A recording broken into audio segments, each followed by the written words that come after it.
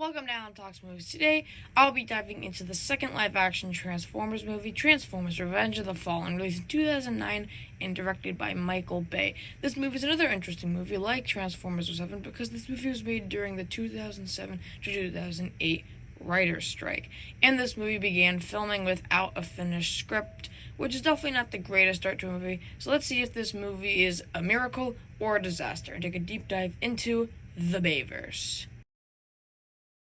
Now, after the success of the first movie, obviously there just had to be a sequel, and honestly, it wasn't a bad idea in my opinion. The first movie is a good movie, so if they take the criticism from the first movie and improve on it, they can make a great sequel. Mojo, no dominating Frankie! Kicking calendar, kicking calendar, kicking calendar, kicking calendar.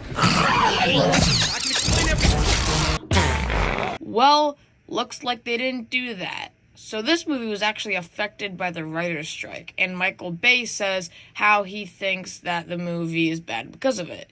Now, I will admit, the script is absolutely dog, and this movie is way too horny than a movie about space robot toys should be. But I'm not gonna lie, I think this movie still would have been a disaster. This is because, well, the movies don't exactly get better. 4 and 5 are just as bad, and they have the same writers. So yeah, Michael Bay, you can say that it's due to the writer's strike, but I do think that it would have just been, just as bad. Maybe a little bit better, but I don't think it would have been, that good.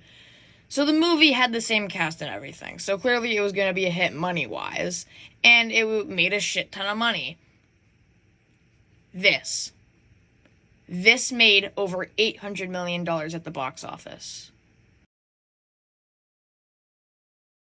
The plot of the movie is pretty fucking stupid, so let's get on with it, shall we? At the beginning of the movie, we see the Fallen, and he is killing humans, doing Fallen stuff, and we're not going to get context for this for the next 45 minutes to an hour.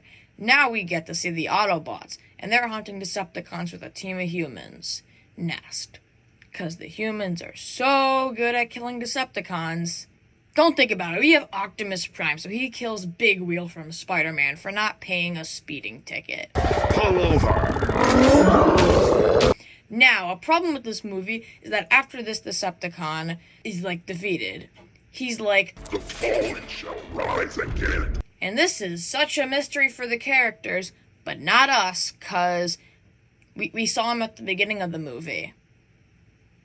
Why they would do this, I have no goddamn clue, but whatever. Now we are finally at the point in the series where the humans begin to question the clear protagonists of the story, which is never going to stop. Every movie, the humans are going to question if the Autobots are the real good guys or if they belong on Earth, which gets pretty old pretty quick. So Sam is going to college, but he finds a little bit of cube on his jacket. How the fuck did he not see this sooner? I don't know. But anyway, so yeah, Sam, makes a bunch of his stuff in his house into Decepticons, and then Bumblebee saves him. So then Sam, is about to go to college, so what is he gonna do with this cube? Give it to Bumblebee? Nah, he's gonna give it to his girlfriend, because that makes sense. He's not gonna give it to, I don't know, Bumblebee, who then can give it to Optimus, or even, tell Bumblebee about, what just happened, because Bumblebee did just fight off all these Decepticons. But Bumblebee's not gonna question that. Don't worry. But, oh no, Megatron's back, baby! So Sam, Michaela, and Sam's roommate gets kidnapped by Megatron after Sam gets assaulted by a Decepticon. But then, pew pew, Optimus is here, and we get a fight scene where Optimus 3v1s and the other Autobots watch. Why they would do this, not fucking clue. But if I try and, critique everything in this movie, we're gonna be here all fucking day, so I just have to stop, okay? So then, Optimus dies, oh my god, couldn't have seen that coming, and then the Fallen's back. Because he could only get defeated by a Prime, so he basically only was gonna join the fight when he physically couldn't die. Which, now that you think about it, why didn't he, help fight Optimus? Because it seemed like Optimus actually, had a chance at winning that fight. But whatever, don't think about it. So yeah, the Fallen's here now, he's cool. Now Sam is wanted by the feds, because Megatron said so. And fast forward a bit, Sam meets this Decepticon who's good guy now. And he tells them how to get Optimus Prime back using the Matrix of Leadership. And they need Optimus because he's a Prime, and So they find it, and then Sam gets shot by Megatron and dies. Just kidding. He needed to be chosen to get the Matrix, and he was by all the Primes. Then Megatron's back, and then he's weak. But Jetfire is really nice, and he gives it to Optimus, all of his pieces. He gives all of his body parts to Optimus, even though he just met him 10 seconds ago. But whatever, don't think about it. Optimus Prime has a jetpack. Oh my god! And then he says hi to the Fallen. Give me your faith. In a way. What do I think about the plot? It's really stupid, with so many plot holes that sometimes characters will literally start beating the shit out of each other just to progress the plot forward. I really don't have anything else to say about the plot. The plot's awful because the script's awful, and that's about it. The human characters somehow got worse. Sam, Michaela, Simmons, and all the old characters are the same. But then we have the random roommate who is so damn annoying, and why he kept on going in the plot to keep on the run with Sam, I don't know. I really wish Megatron just shot him and he's just dead. Please. And then we have the only other character who's actually important and is new, is the human character who doesn't like the Autobots, the military guy. And, yeah, he's honestly just also kind of just annoying, because he's, clearly, saying that the clear protagonists of the story are evil, and that the Decepticons are hunting them, even though they're literally hunting the Decepticons. What are you talking about? The Decepticons are running away. Huh?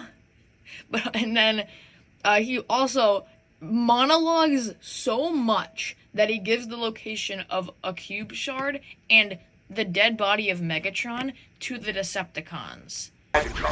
Is resting in peace at the bottom of the Laurentian abyss. The main piece of your alien allspark is locked in an electromagnetic vault.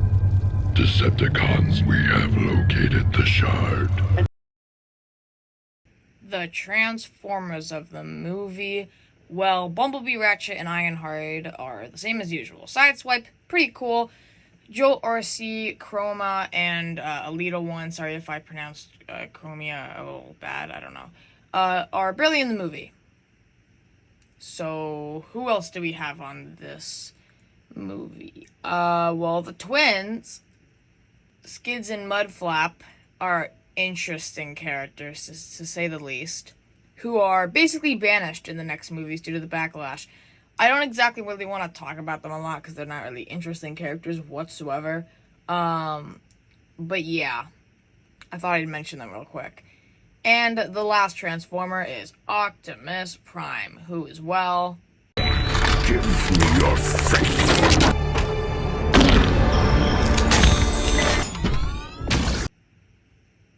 Yeah, well, Optimus became a psychopath, and don't worry, because this gets way worse throughout the series, which is why I'm only going to briefly talk about it now, and probably in my next video I'll start talking about it a lot more, because it gets really bad in the next movie. This is my next video on the Bayverse.